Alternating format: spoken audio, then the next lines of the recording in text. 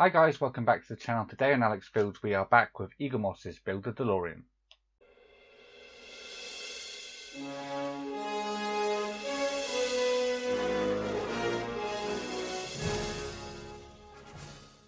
Yep, so it's been a very long time since we've done a Delorean video. I think it's nearly been 4 months.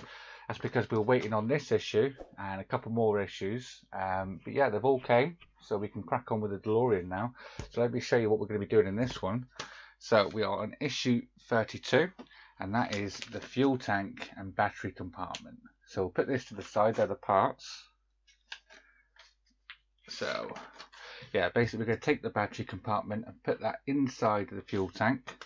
We're going to be putting the switch inside its housing, screwing it all down, then putting it into the actual car itself, screwing that in, and then we're going to be doing a bit of wire tidying by putting these 3 tabs down, and that is basically it. So the rest of the magazine is all the greatest secret ever told. And what's coming up in next week's issue, looks like we get the fuel tank bottom plate and battery box lid is coming up next. Yeah, so there shouldn't be too much to do in this video, guys.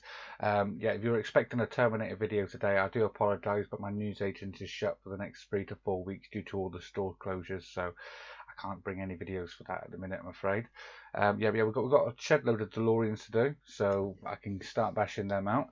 And also, if you haven't seen my video where we did the proton packs, that is on my channel now. You can go along and check that out.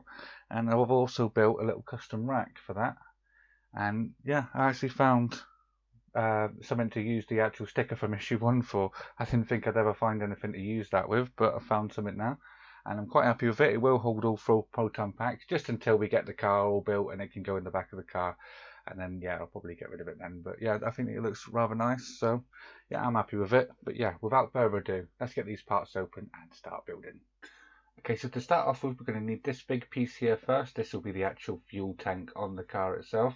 So we're going to place this down just like this. And we're going to bring in our battery compartment. The wires were wrapped all around it, but I've untangled them. So basically what we've got to do is we've got to line the wires just like this, and with the 2 springs either side, we're going to lay that down so the 2 springs are at the back here. And then we're going to bring these wires, train them down so one comes either side of this actual switch compartment just here. And then basically we've got to take this switch and I'm going to be putting it into its housing just here, just like that. And then we're going to take the leftover wires and that's going to be fed through the little gap just on the side here. So we can feed them through there, just like that. And now we can secure this into place with FP screws in this hole here, and this hole just here, just behind the switch. I'm going to start with the back one here and start screwing this in.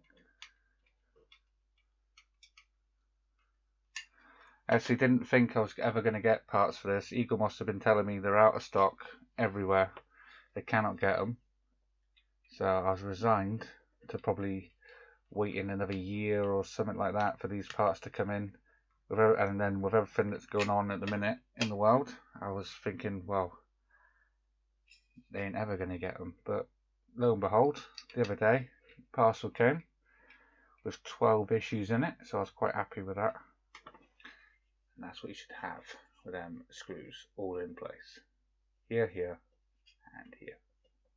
So next we actually have to bring up the car itself, so I'll get that up and then we'll get this in place. Okay, so we've got the car up now and we need to bring in our fuel tank assembly. With this wire here, it's going to go through this little gap just here. So make sure when you're lowering this down, you don't snag any wires and it goes through that little gap just there, just like that. And now we have to flip this over because we're going to just secure this in the back. Okay, so we've got the car all flipped over now. We've got to make sure our wires are still through there. We're going to take an FP screw and we're going to drop it straight into this hole at the top here.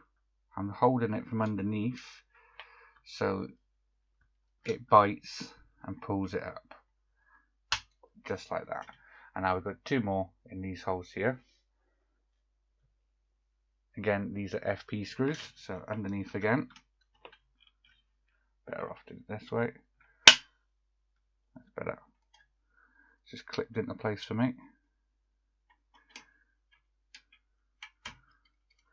That's that one in. And now the last screw.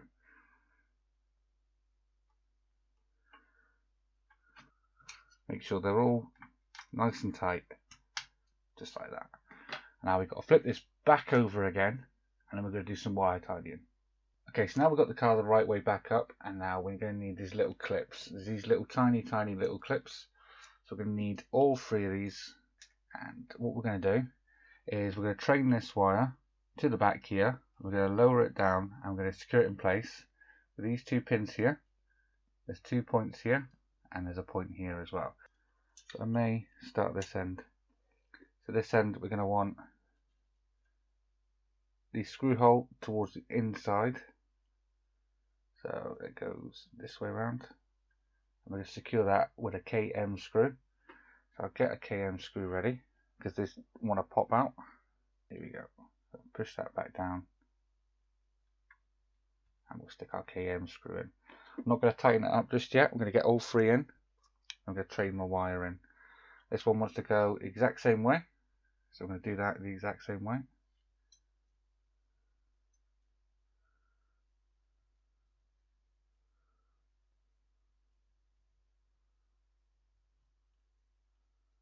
And another KM screw.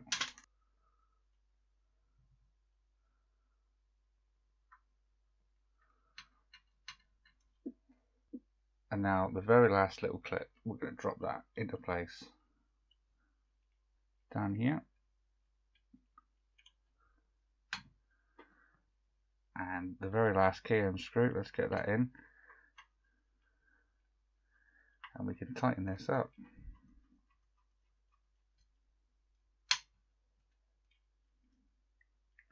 Just going to pull this wire through a little bit more. Just make sure it stays in the recess that has been given, because there's a little gap just here. So we don't want that to be caught. It is quite loose anyway, even though you've done it up, so I think that'll be fine. So that is everything we've got to do in this issue.